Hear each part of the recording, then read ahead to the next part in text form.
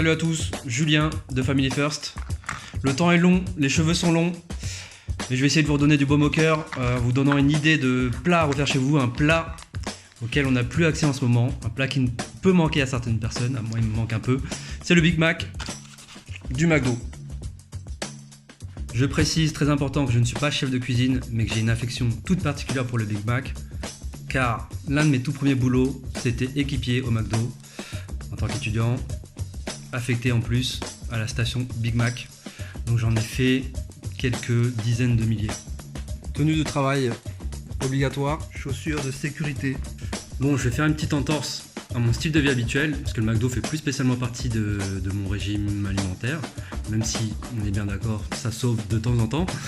Mais on va essayer de le reproduire à l'identique, en goût surtout, dans son aspect, avec tout ça, avec des produits qu'on va essayer de trouver qui soient un peu meilleurs, voire bien meilleurs que ce que propose le McDo.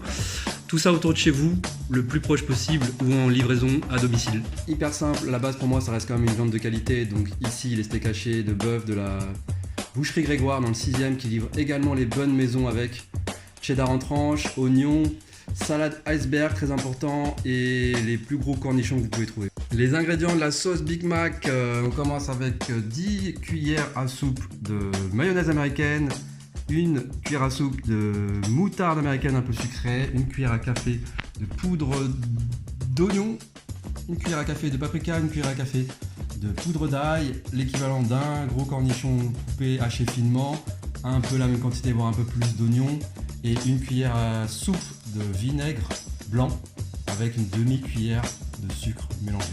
On mélange tout et on mettra le vinaigre à la fin. Voilà, ça donne ça, la sauce Big Mac, le paprika qui donne un peu la couleur qu'on connaît de la sauce du McDo. Assaisonnez comme vous voulez, un peu plus de sel, de poivre, de sucre, cornichons, oignons. Moi du coup j'ai remplacé le relish qui est une espèce de compote de concombre sucrée américaine par le vinaigre, le sucre et les cornichons hachés. Alors pour la garniture du Big Mac, on va commencer par couper assez grossièrement la salade iceberg, trancher en rondelles du coup le cornichon et hacher finement l'oignon.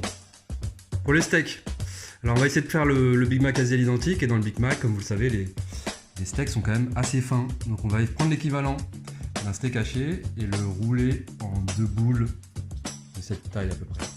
Avec l'aide d'un papier de cuisson, vous les aplatissez bien et vous leur donnez un peu la forme que vous voulez. Donc bien fin, bien rond. Alors pour ceux et celles qui ont le temps et la patience de faire les buns à la maison, il y a une très bonne recette qui circule sur le compte Instagram de Blend. Pour ma part, j'ai un four très capricieux, donc je me suis fait livrer directement à la maison. Alors la particularité du Big Mac, c'est que c'est un burger à 3 étages de bun avec le chapeau, le bun intermédiaire on va dire, et le talon.